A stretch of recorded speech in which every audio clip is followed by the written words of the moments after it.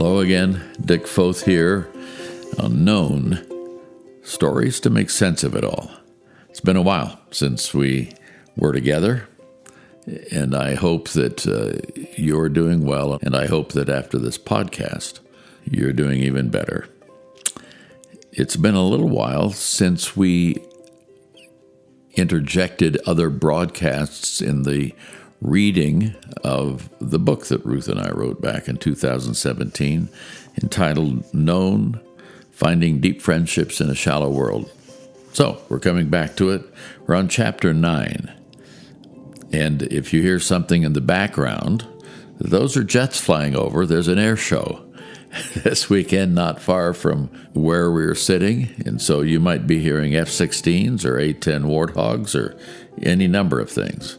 This is real life, folks. I'm not in some studio that's protected. We're just out there.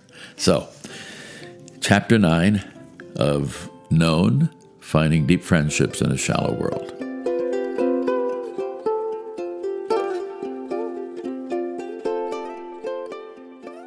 A Journal and a Velcro Ribbon. Frederick Buechner, in Telling Secrets, says it this way: "My story is not important because it's mine, God knows, but because if I tell it anything like right, the chances are you will recognize that in many ways it is also yours."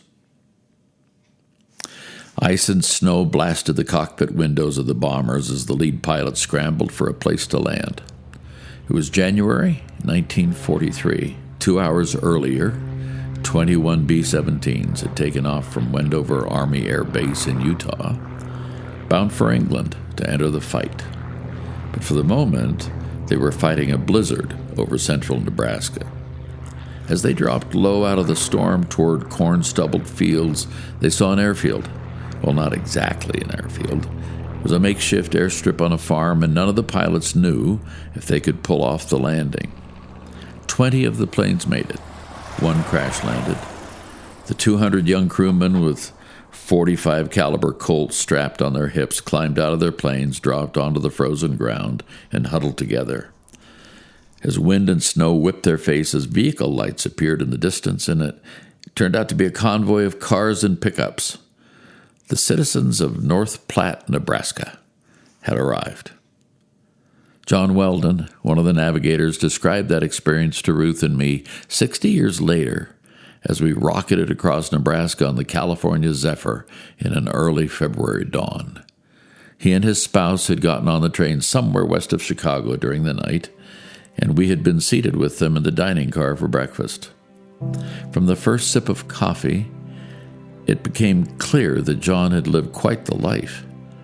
We were being made privy to some pages from his old journal, a journal stained with sweat and blood and cherished over the years.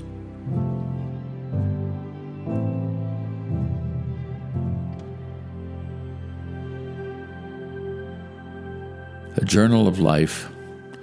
I am a journaling failure. I have dozens of journals in my study, each with a few weeks' worth of notations in them. I admire those who journal well. Authors like David McCullough, who write of historical figures, Truman and John Adams, and Doris Kearns Goodwin, team of rivals, read personal letters and journals to discover the thoughts and feelings of the persons about whom they write. Journals are intimate, aren't they? They're places we deposit what we know, think, and feel. They reveal who we are and what we value. Dan Allender elaborated on that. Our ideal self is revealed in what we value, parentheses, passion, end parentheses, how we understand the world, parentheses, belief, end of parentheses, and what we do to reach our ideal, parentheses, behavior, parentheses. Our passion, belief, and behavior fit together so intimately that I can say this with confidence, Allender writes. What we do is what we really value. What we value enough to do tells others what we really believe. And what we really believe shapes what we will become.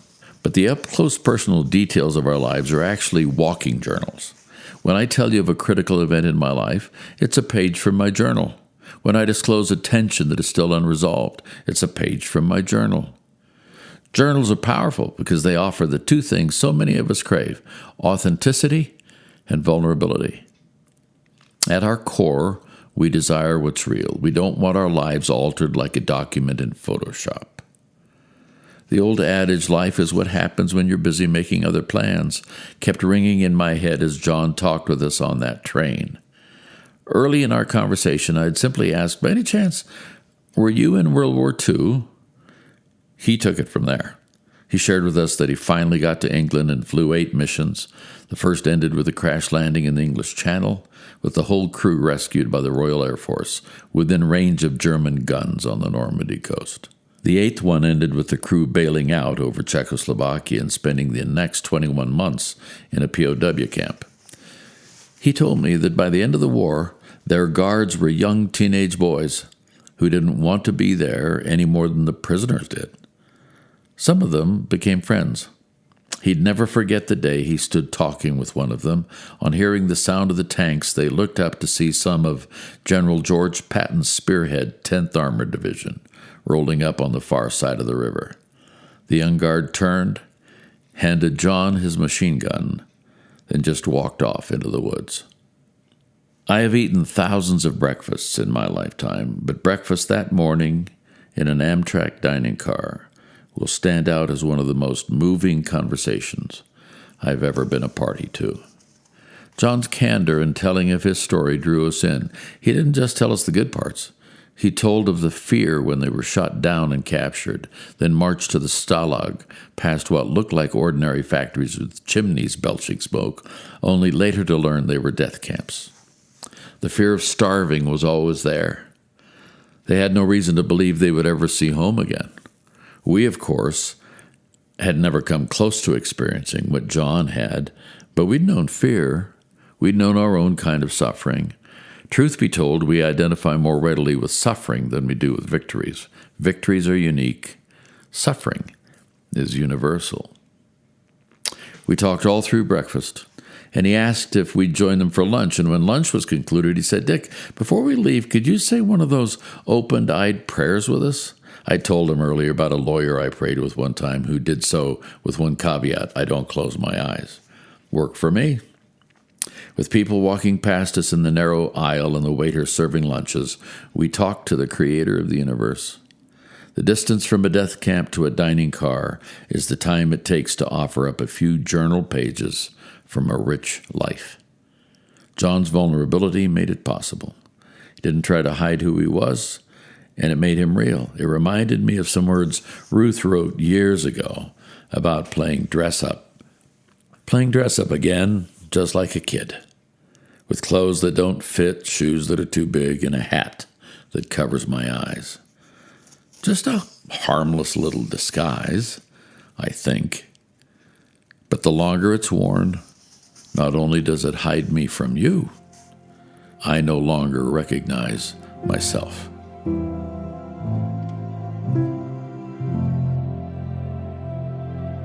A Velcro ribbon.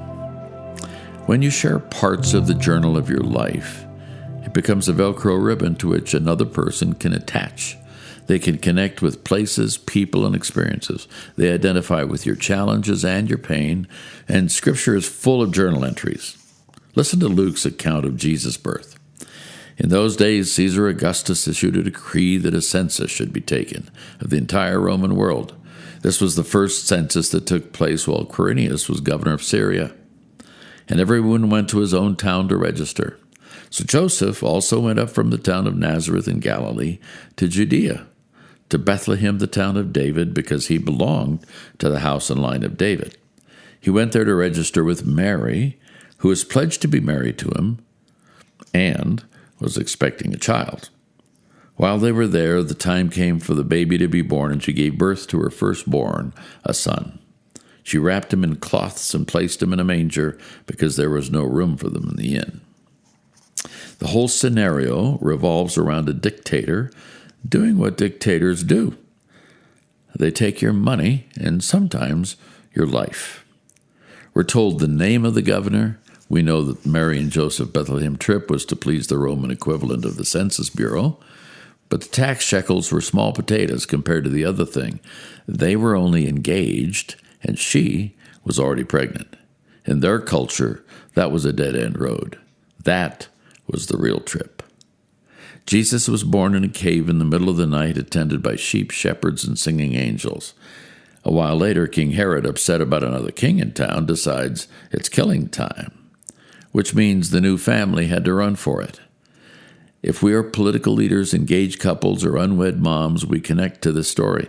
If we come from poverty, live on sheep ranches, have been in danger not of our own making, or found ourselves refugees, we connect to this story.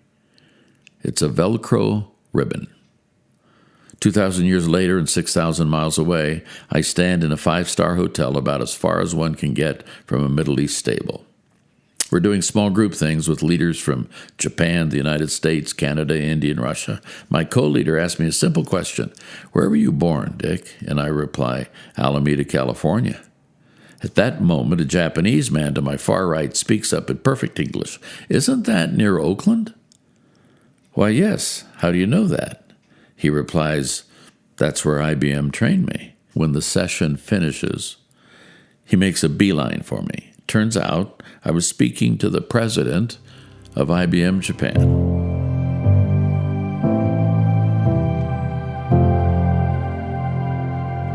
It's a Velcro ribbon. Risk and reward. To be vulnerable is to risk. To be authentic is to tell the truth unvarnished. Ruth and I met Charles Greenaway in the 1960s. A long-time missionary in Africa and Europe, he was a consummate storyteller with the gift for challenging listeners to go and do and give. If you asked him, how are you doing, Charles? His response would always be, gonna make it. Not gonna look like much when I get there, but I'm gonna make it. One day I said, Charles, when did you start saying gonna make it? And he told me this story. I was brought up in the coal fields of Pennsylvania during the Depression. They were terrible times. Families were large and poor, and sometimes children would have to be sent to state-run orphanages because the families couldn't handle one more mouth to feed. I'll not forget the day my daddy died. His body was laid out on the table in our small house. I was just a little guy, and as my brother and I stood by that table with my mom, she said, Charlie, don't you worry. We're going to stay together. But something happened over the next year. I don't know what. And one day she sat me down and said, Charlie, I'm so sorry, but you're going to need to go to a home for a while. I'll come and get you as soon as I can. I didn't hear anything else she said because the birds stopped singing, the band stopped playing, and the lights went out. I'll never forget the day the man from the orphanage came to get me, pulling up in a black Ford Model T. He wore a bowler hat and had a big cigar clenched between his teeth. I was hiding around the corner of the house when he stepped into our little front yard. He just stood there and said, well, where is he? Like I was a side of meat or something. My knees knocking together, I came out from my hiding place and went and stood in front of him, scared to death. The next thing I knew, I felt the warmth of my mother's body next to me. As her arm slipped around my shoulders in a fierce grip, she looked that man in the eye and said, Mister, I've changed my mind. Charlie ain't going. We're going to make it. The lights came on, the birds started singing, the band started playing. It was the greatest day of my life. Apart from the tears in my eyes and a lump the size of a baseball in my throat, I was so struck by the plain vulnerability of the story that it has stayed with me for all these years. The Great Depression seared certain values into that generation. They valued small things and worked unceasingly their whole lives. Many of those young men never had a new pair of shoes until they enlisted in the Army in World War II. And they saw leadership in a simple way. At least Charles did. Over lunch one day, I asked him a leadership question. I said, Charles, what's your philosophy of leadership? He said, simple, Dick. Protect the person above you, protect the person below you, and everything works. I said, that's it? He said, oh, one more thing. If you ever cross me, there's no redemption. Stunned, I stammered, but that doesn't sound very biblical. He grinned and said, oh, I don't think it is. It came out of the Depression. If you didn't stay together, if you weren't loyal to each other, you died. I'm not espousing Charles's philosophy. I was just touched by his authenticity. He didn't try to say he was right. He simply told me the truth of his experience. He put it out there. I could make my own judgment. Friends do that. They try to understand, then they argue and scrap and try to convince because the relationship matters.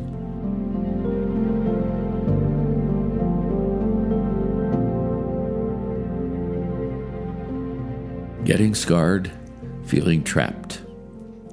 Sometimes we don't want to expose parts of our lives because we have scars from wounds, some of which may still be tender.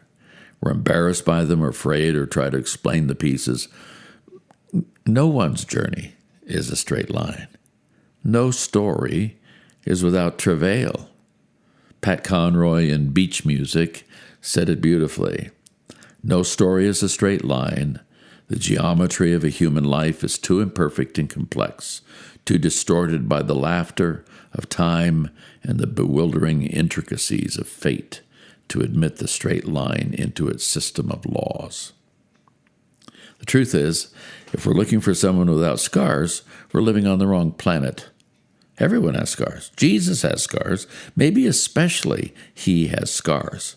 He uses those scars to prove his humanity and start the restoration journey for his frightened and sometime believing disciples.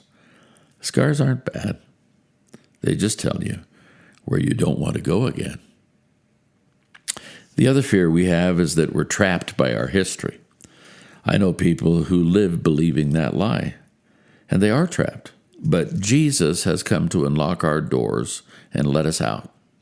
We don't need to be trapped by our history, but we're absolutely shaped by our history. Every experience has left an imprint. That's why to read through that journal and share it with another is so revealing and freeing. That's why taking the chance is worth it.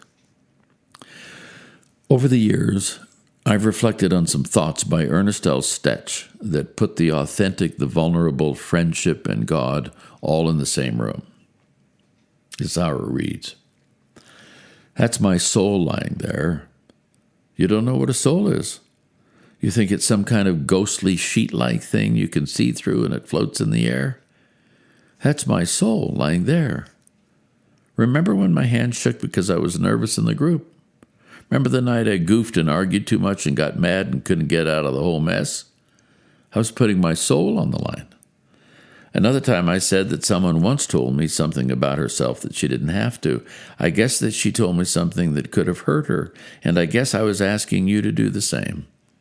I was asking you to let me know you. That's part of my soul too. When I told you that my mother didn't love my dad, and I knew it as a kid, when I said that my eyes water when I get hurt, even though I'm 34 and too much of a man to cry, I was putting my soul out there in the space between you and me. Yep, that's my soul lying there. Oh, I've never met God. I mean, I've never met that old man who sits on a cloud with a crown and a staff and knows everything and is everything and controls everything. But I've met you. Is that God in your face? Is that God in your soul lying there? Well, that's my soul lying there. I'll let you pick it up. That's why I put it there. It'll bruise and turn rancid like an old banana if you want to manhandle it. It'll go away if you want to ignore it. But if you want to put your soul there beside it, there may be love. There may even be God. I've read those words for decades, yet they still move me. The risk and reward of authentic, vulnerable living is worth it 100 times over. When we take a chance and offer a page of our journal to be read by another, something happens that happens no other way. Why is that? Well, it's the risk and reward principle and even biology in play. Here's a quote. In a culture of scarcity and perfectionism, there's a surprisingly simple reason we want to own, integrate, and share our stories of struggle. We do this because we feel the most alive when we're connecting with others and being brave with our stories. It's in our biology. Neuroeconomist Paul Zak has found that hearing a story, a narrative with a beginning, middle, and end, causes our brains to release cortisol and oxytocin. These chemicals trigger the unique human abilities to connect, empathize, and make meaning. Story is literally in our DNA. What a gift each of us holds in the owning and telling of our stories, the sharing of our journal pages with other people. No other person on the planet or in all of human history has what you cradle uniquely in your head and heart. Frederick Buechner sure got it. That's how he says it. Maybe nothing is more important than that we keep track, you and I, of these stories of who we are and where we've come from and the people we've met along the way, because it is precisely through these stories in all their particularity, as I have long believed and often said, that God becomes known to each of us most powerfully and personally. If this is true, it means that to lose track of our stories is to be profoundly impoverished, not only humanly, but also spiritually. If the original premise of this book is true, that we deal with money and relationships our whole lives, and it's the relationships, not money, that make us rich, let's be sure we don't end up impoverished. Let's read another page of that journal. Just turn to the page where you stopped. You know, the place marked by the Velcro ribbon.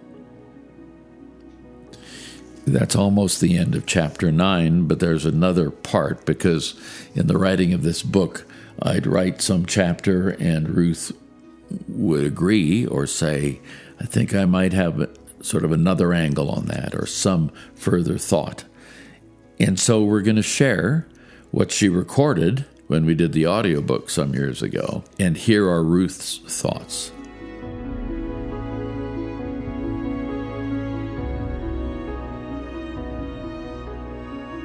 The first time I looked at her little face, I lost my heart to her. I wanted to hold her, protect her, and spend as much time with her as I could. Allison was our first grandchild, and it was then I knew I had made the right decision. During those cold days of the preceding December, we held a secret close to us that warmed us, one that would change our lives. We were going to become grandparents. And for this child, I would do something to keep us close, even when we lived far apart. I would keep a journal of our days together. If you have grandchildren, you understand.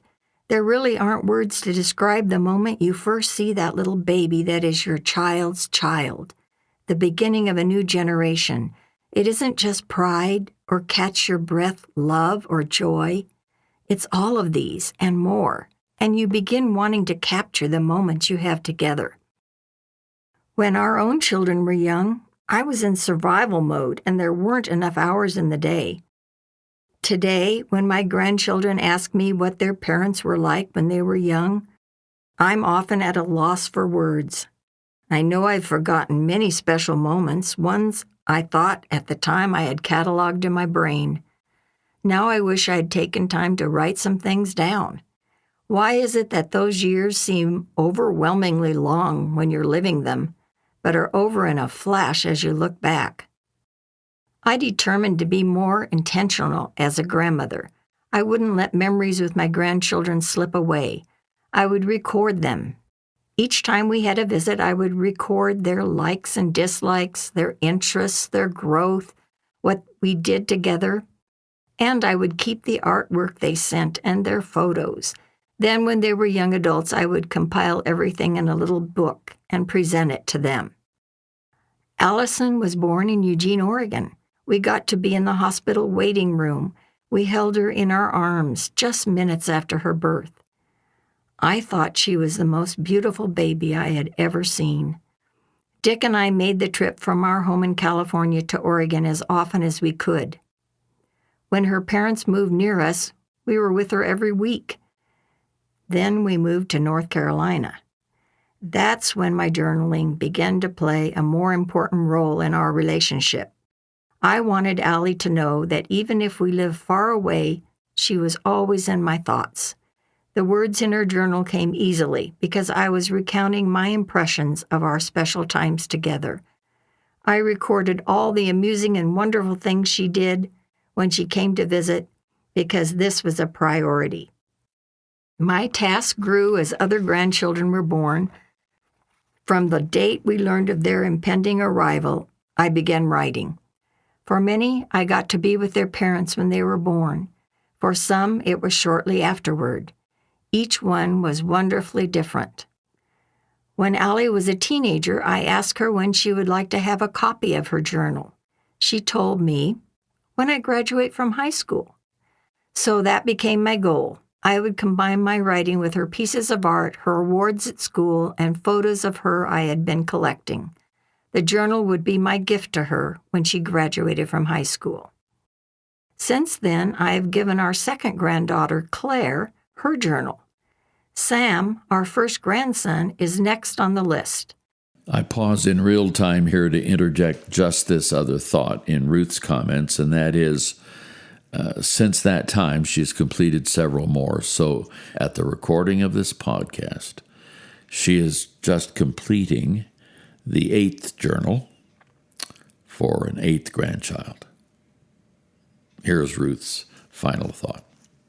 It's fun for me to read through the journal pages I've kept and reminisce about all the times we've had together, chapters of their lives that give me pause to be grateful for them and to pray for God's continued guidance in their lives. Prayer seems to go right along with journaling. I see keeping these journals as a way to encourage our grandchildren and a special way to keep that relational tie between us strong. We want them to know that their stories are important to us, that we are honored to be part of their lives, and that we love and know them not only as grandchildren, but as friends.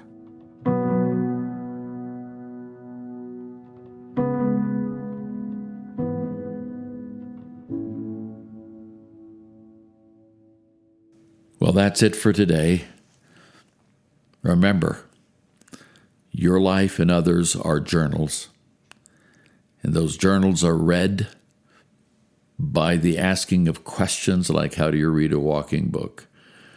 The thoughts in a journal are my closest experiences, the things that I treasure, and when we share that part of our stories, it's really a new ballgame, a fresh angle, a clearer understanding of who we are and who we might be as we share our lives with another. Please feel free to check us out, subscribe to the podcast if you wish, on any of the platforms that you're aware of, or the one you're listening on today. That's it for now. Hope to catch you next time on Stories to Make Sense of It All. This is Dick Foth saying, I'm out.